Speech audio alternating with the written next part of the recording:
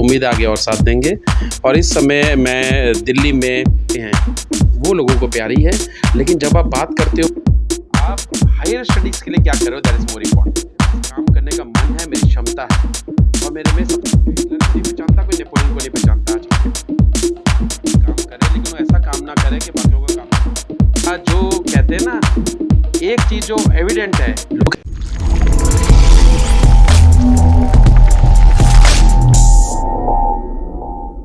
Landmark set कर दिया था कि कैसे आप अच्छी विचारधारा और लोगों के हित में अपनी बात रख सकते हैं।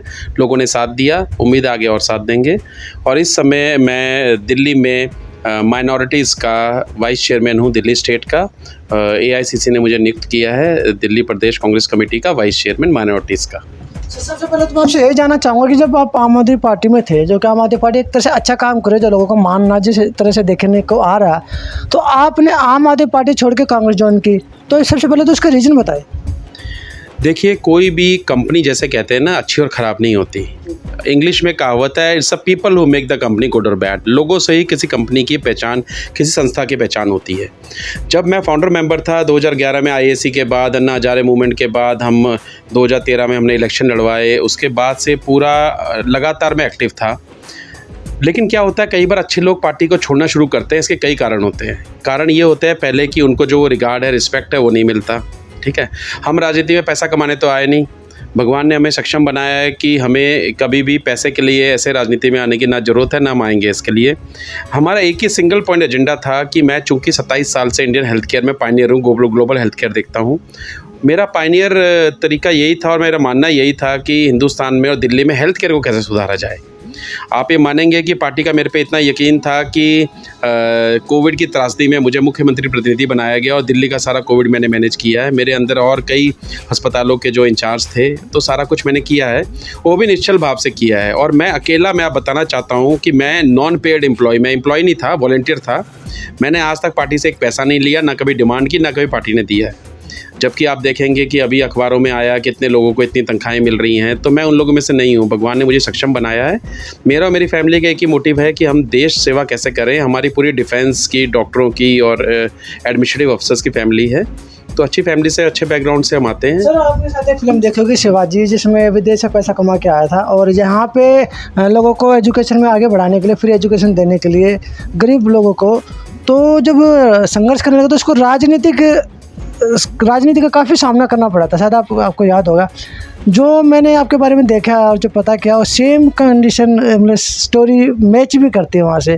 आपको लगता है इंडिया के अंदर अगर आप एक सोशल वर्क अगर करना चाहते हो मेडिकल इसमें, तो क्या सरकारें लगती है आपको ऐसा करने देगी? देखिए, मैं बहुत बड़ा मूवी बफ नहीं हूँ। अपने एजुकेशन के टाइम पे मैं सारी पिक्चरें देखता था। हाँ, लेकिन आपकी बात ठीक है। देखिए, यहाँ पर क्या होता है, आप एक चीज़, चूँकि मैं मनोवैज्ञानिक हूँ, तो मैं एक ही चीज़ बता सकता हूँ आपको। बहुत चीज़ याद करने की छोटी सी चीज़ बता रहा हूँ, बड़ी इंपॉर्टेंट है। We Indians are very slow learners. हम हिंदुस्तानी बहुत धीरे धीरे सीखते हैं, but we are very fast forgetter, और हम 1 मिनट भूल जाते हैं। तो आप समझिए, इसलिए हम किसी का भी एहसान, किसी का भी हम अच्छा काम याद नहीं रखते हैं। हिंदुस्तान में, इंडिया में काम करना आसान नहीं है। यहाँ आपको एस्टैब्लिश करने के लिए बहुत मेहनत चाहिए, क्योंकि यहाँ वोटर की मेंटालिटीज़ जो होती है, लोगों की मेंटालिटी है, जो अच्छे लोग हैं वोट देने जाते नहीं। जो पढ़े लिखे लोग हैं वो कहते हैं सिस्टम ख़राब है, हम क्यों जाएं। अरे, किसी को तो इनिशिएटिव लेना पड़ेगा। Somebody has to take the initiative. जब पढ़े लिखे लोग आएंगे तभी तो आप समाज में परिवर्तन लाओगे। और जो लोग आते हैं वो पैसे के पुजारी हैं। वो कहते हैं जी हम पैसा कमाने राजनीति में आए। मैं तो उनमें से हूँ जिसको लोग, अब आप पूरे दिल्ली में पूछे, हिंदुस्तान में, मुझे कहते हैं आप पैसा लगा के राजनीति कर रहे हो। लोग पैसा कमाने राजनीति में आते हैं, फ़र्क है इसमें। मेरा ये मोटिव है, इंडिया में एजुकेशन और हेल्थ केयर, ये 2 चीज़ें, इस पे काम करना चाहिए। मैं और मेरी वाइफ ने, हमने 10 दिन में करीब 200 किलोमीटर तक की हमने यात्रा अपने वार्ड में की। हमने सबको बोला कि हमारा 2 पॉइंट एजेंडा है, अच्छी हेल्थ और अच्छा एजुकेशन। फिर उसके बाद समझ में आया कि लोगों को सुनने के लिए बहुत अच्छा लगता है, लेकिन वो इम्प्लीमेंट नहीं करना चाहते, क्योंकि वो कहते हैं जी हमारे को जो 200 यूनिट की बिजली है बहुत प्यारी है, जबकि वो 200 यूनिट की बिजली को फ़ायदा उठाने वाले भी बहुत कम है। बिजली, पानी और फ्री आपका जो बसें हैं, वो लोगों को प्यारी है, लेकिन जब आप बात करते हो किसी और चीज़ की, तो वो दुहाई देते हैं उस चीज़ की। आप समझे, आप 2 फ्रेम ऑफ माइंड नहीं रख सकते, या आप इस तरफ रहिए या उस तरफ रहिए। तो ये एक मेंटल ब्लॉक है जो हमें दूर करने की ज़रूरत है, क्योंकि दुनिया में इतिहास गवाह है, अगर कोई चीज़ फ्री में मिलती है तो उसकी कोई कीमत ज़रूर होती है, जो आपको प्रत्यक्ष या परोक्ष रूप से चुकानी पड़ती है। तो सर आपने फ्री की बात की थी कि फ्री के जो भी चीज़ें होती है उसका एक मूल्य चुकाना पड़ता है, तो एजुकेशन और हेल्थ तो फ्री होनी चाहिए विदेशों में, जैसे हमारे देश में भी होनी चाहिए ना। देखिए पूरे वर्ल्ड में आप देखेंगे एजुकेशन और एनएचएस जो नेशनल हेल्थ स्कीम्स है अलग अलग कंट्री में, चाहे वो लंदन हो, यूएस हो, वो सब जगह अलग होती है, उनकी फीस होती है ऑब्वियसली। हमारे यहाँ जो भी चीज़ फ्री आप दे रहे हो ना, आप ये देखिए आप किस चीज़ के लिए दे रहे हो। अगर हम एजुकेशन की बात करें तो एजुकेशन में आप जो फ्री दे रहे हो, प्राइमरी एजुकेशन दे रहे हो, स्कूल एजुकेशन दे रहे हो। आप हायर स्टडीज़ के लिए क्या कर रहे हो, दैट इज़ मोर इम्पॉर्टेंट। आप किसी ने इंजीनियरिंग बंद करनी है, डॉक्टरी करनी है, डॉक्टरी करने का मतलब आज की डेट में क्वालिफाई करने के बाद करीब 30 लाख रुपए का खर्चा है। अगर आप डोनेशन या कैपिटेशन नहीं देते हैं तो इंजीनियरिंग में 15 लाख रुपए का खर्चा है। क्या आपका वो फ्री है? आप हर चीज़ में टैक्स देते हैं, खाने से लेकर नहाने तक हर चीज़ में जो आपकी चीज़ें उसमें टैक्स देते हैं। क्या आपको सरकार वो चीज़ फ्री कर रही है? तो इंडिया के अंदर ही एजुकेशन फ्री कैसे होगी? आपको क्या लगता है कि होनी चाहिए या नहीं होनी चाहिए? सर जब जो लोग सिखाते हैं कैसे बसें फ्री हो सकती हैं, यात्रा कैसे बिजली फ्री हो सकती है, तो एजुकेशन तो एक मैंडेटरी है जो जिंदगी भर आपके साथ चलनी है। 8वीं क्लास तक तो फ्री है, उसके बाद तो हायर स्टडी के लिए तो पैसा चाहिए लोगों सर पैसा मैं तो कहता हूँ कि 8वीं क्लास तक आप फीस रखो, आप 12वीं तक फीस रखो, उसके बाद आप फ्री दो ना, तभी तो लोग आगे बढ़ेंगे। लोग क्यों रुक जाते हैं? वो कहते हैं जी यहाँ तक स्कूलिंग तक हमने पढ़ लिया, एमसीडी के स्कूलों में हमको मिड डे फ्री मिल गई, लेकिन जब 12वीं के बाद हमारे पास पैसा ही नहीं है। बच्चों को सोचिए कि मेंटल कंडीशन कितनी शॉकिंग होगी उनकी, वो क्या करना चाहेंगे। वो कहते हैं मैंने मेडिकल करनी है, उसके पिताजी बोलते हैं पिताजी अभी तक तो बेटा फ्री था, तुम्हें पढ़ा दिया, खाना भी फ्री था, कपड़े फ्री थे, अब मेरे पास इतने पैसे तो है नहीं, मैं 4 लाख रुपए साल के लगाऊंगा तुम्हारे ऊपर, तो क्या होगा? आप एक दिल के साथ साथ एक किसी का ड्रीम भी तोड़ रहे हैं, और इसकी जिम्मेवारी भी सरकार की है। या तो आप फ्री की आदतें मत डालो, अगर आप फ्री के लिए कर रहे हो तब तक उनको फ्री करो, सपोर्ट करो, स्कॉलरशिप्स दो। हमारे यहाँ नाम की स्कॉलरशिप्स है सारे इंडिया में, आप मुझे बता दीजिए कौन सी ऐसी स्कॉलरशिप है जो मिलती है? स्कॉलरशिप लेने के लिए भी आपको पैसे खर्च करने पड़ते हैं। एजुकेशन लोन लेना का मतलब है कि हिमालय चढ़ना। अगर आप एजुकेशन लोन अप्रूव करा लो ना अपनी कंट्री में पढ़ने के लिए, तो हिमालय की वो चढ़ाई के बराबर होती है।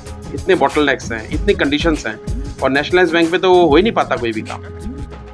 सर आप बता रहे थे कि इंडिया में आप कुछ करना चाहते हो, क्योंकि मैंने एक फिल्म देखी थी शिवाजी, और उसमें विदेश से मतलब पढ़ के आता, पैसे इकट्ठे करके आता आईटी में, और वो कॉलेज बना के लोगों के लिए कुछ सेवा करना चाहता था, जैसे फ्री एजुकेशन देना चाहता था। तो उस फिल्म में देखा था कि राजनीतिक प्रेशर की वजह से उसको इतना टॉर्चर कर दिया गया था कि उसको जेल तक जाना पड़ेगा था। तो आपको लगता है कि आप अगर देश में कुछ करना चाहोगे और राजनीतिक पार्टी आपको रोकेगी नहीं? सर देखिए अगर कुछ करना चाहे ना कोई, तो राजनीति अगर राजनीतिक तरीके से काम करेगा तो राजनीति में फंस के रह जाएगा। ये एक सामाजिक काम है, और मुझे नहीं लगता कि मैं बहुत बड़ा मूवी बफ नहीं हूँ, बहुत ज़्यादा मूवीज़ नहीं देखता हूँ, लेकिन आपने बिल्कुल ठीक बोला है। देखो एग्जाम्पल जो होते हैं सेट होते हैं, उन्हीं पे मूवीज़ बनती हैं। ये एग्जाम्पल हमारे को चाहिए कि कोई आदमी सामाजिक रहकर भी ये काम करना चाहे। मैं तो सरकार को ऑफर करता हूँ, चाहे कोई भी गवर्नमेंट हो, मेरे पास आइडियाज़ है, मेरे पास आइडिया है इंडिया को एक हेल्थ केयर हब बनाने का, इंडिया हेल्थ केयर सिस्टम को सुधारने का। 27 साल हो गए मुझे इसमें, और मैं कितने प्रोडक्ट का न्यू लॉन्चर हूँ इंडिया में 1996 से लेकर अभी तक। लोग मुझे जानते हैं इस फील्ड में। मेरे पास काम करने का मन है, मेरी क्षमता है, और मेरे में सबसे बड़ी बात है नीयत साफ है। तो मेरे पास जो आइडियाज़ हैं पूरी दुनिया मेरे को सुनती है, लेकिन इंडिया में काम करना बहुत मुश्किल है, क्योंकि यहाँ कोई आपको सुनने कोई राजी नहीं है। जहाँ आप अपनी पढ़ाई की बात करते हो, अपनी स्पेशलाइजेशन की बात करते हो, तो सामने लोग दूसरे वाले क्या बोलते हैं, इनके पास वो गुण नहीं है कि ये तो राजनीति से प्रेरित है, लगता है राजनीति में आना है। लोग राजनीति में पैसा कमाने जाते हैं, मैं तो वो आदमी से राजनीति को पैसा दिया है। हम तो कहते हैं कि अच्छे लोग आए पॉलिटिक्स में।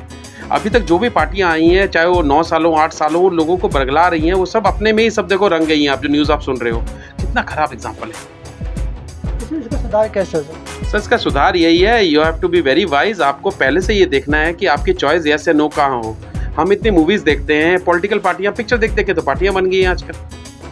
हमें कुछ लोगों को आना पड़ेगा, यंग जनरेशन को आना पड़ेगा। हमारे पास 35% पॉपुलेशन यंग है। अगर वो ठान ले तभी आगे कुछ होगा, अदरवाइज सब डिप्रेशन का शिकार होंगे, मैं बता रहा हूँ, या आधे ज़्यादा लोग देश छोड़ के चले जाएंगे। सर चाइना ने अपनी पॉपुलेशन को एज एसेट के तौर पर यूज किया और पूरी दुनिया में अपने बिजनेस को बढ़ा दिया, तो क्या इंडिया नहीं कर सकता सर?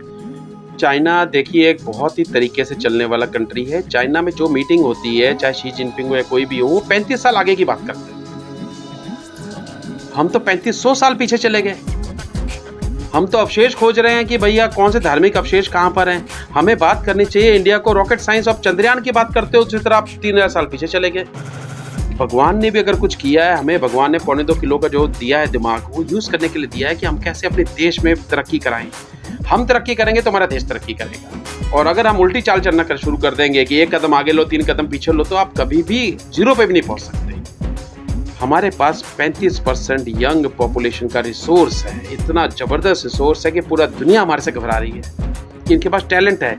अगर आप इस टैलेंट को नहीं रख पाए तो 10 सालों में वो 35 साल वाले 45 के हो जाएंगे, 25 वाले 35 के हो जाएंगे, सारे के सारे ब्रेन ड्रेन होके बाहर चले जाएंगे। यानी सर जितना भी टैलेंट हमारे देश के अंदर युवा, वो तो सब तलवारें लेके भाले लेके सड़कों पर निकला हुआ धर्म बचाने के लिए। देखो, हमने तो इतना सीखा है, मेरे से तो बहुत बड़े बड़े बुद्धिजीवी हैं, जितना मेरा दिमाग है मैं उतनी बात करता हूँ। मेरी सोच जो है कि इतिहास गवाह है कि कलम की ताकत हमेशा ही तलवार से ज़्यादा रही है। तलवार की धार से भी ज़्यादा कलम की धार होती है, क्योंकि तलवार की धार से आप किसी एक को ख़त्म कर सकते हो, 100 को ख़त्म कर सकते हो, लेकिन कलम की एक लकीर से आप पूरी दुनिया आपकी चीज़ पढ़ेगी और वो चीज़ डॉक्यूमेंट हो जाती है। आज इतने ग्रंथ, जितनी किताबें लिखी हैं लाइब्रेरी में, क्यों हैं वो? क्योंकि वो लिखी गई हैं। अगर वो तलवार की नोक पे होती तो कोई हिटलर को नहीं पहचानता, कोई नेपोलियन को नहीं पहचानता आज की डेट में। लोग कहते हैं जो पढ़ाई वाला जो है, कबीर दास हो गए, तुलसीदास हो गए, सूरदास हो गए, रस खान हो गए, इनको क्यों जानते हो आप?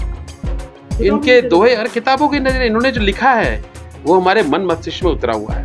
तो जो कलम को तो आप कुछ नहीं कर सकते।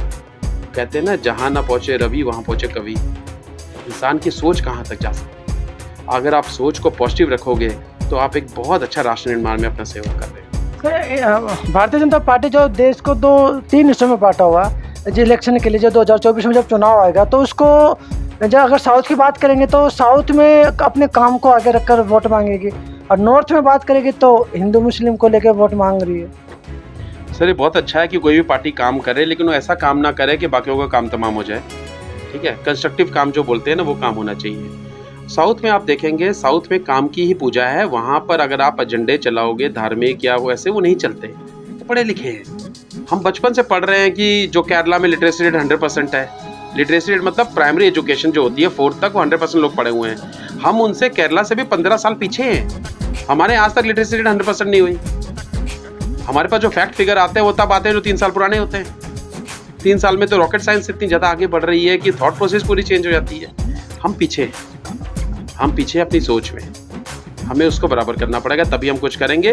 प्रॉपर स्ट्रैटेजी से, प्रॉपर प्लानिंग से बड़ी बड़ी कंपनियां जब चल सकती हैं, आप लोगों के मन मस्तिष्क में क्यों नहीं राज कर सकते? अगर आप उनकी बेटरमेंट की बात करोगे, सारा देश आपके साथ रहेगा।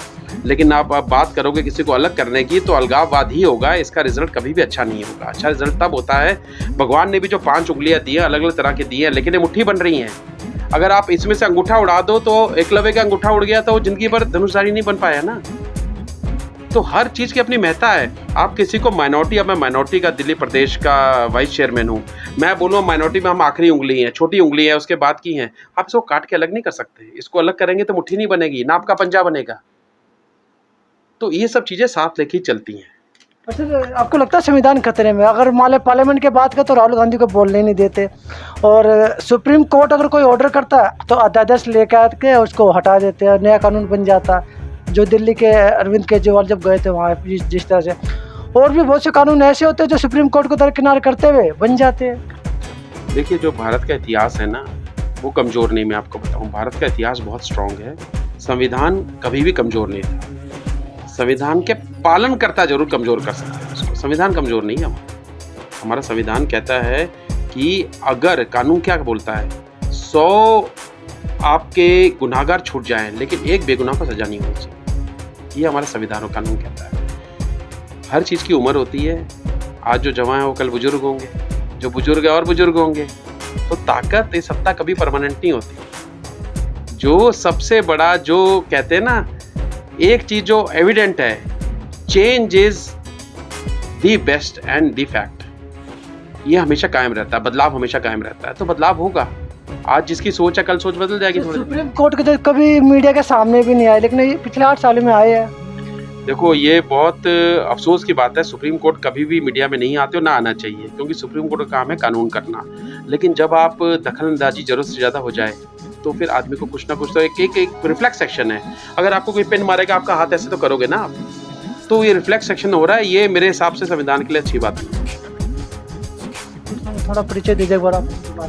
मेरा नाम डॉक्टर केबी सिंह है। मैं मनोवैज्ञानिक हूँ और इस समय मैं दिल्ली प्रदेश कांग्रेस कमेटी का माइनॉरिटीज़ का वाइस चेयरमैन हूँ। ये तो हमारे साथ केवी सिंह जी, जिन्होंने काफ़ी सारी जानकारी हमें दी जो देश के लिए ज़रूरी थी, और बातें भी हमने इनसे जानी है, संविधान को लेकर भी जानी है और देश के हालात को लेकर भी जानी है। और सबसे बड़ी बात जो हमें जो एजुकेशन को आगे रख के अपने चैनल को चला रहे, तो एजुकेशन को सबसे हमने आगे रख के इनसे जानकारी लेने की कोशिश की, क्योंकि डॉक्टर साहब पढ़े लिखे लोग हैं, पढ़े लिखे से बात करोगे तो देश ज़रूर आगे बढ़ेगा। और लोगों को ऐसे लोगों की बातें सुननी भी चाहिए और अमल भी करनी चाहिए। तो मैं विजय कुमार पुनिया, विके बिटार, तो मुझे दीजिए इजाज़त। धन्यवाद।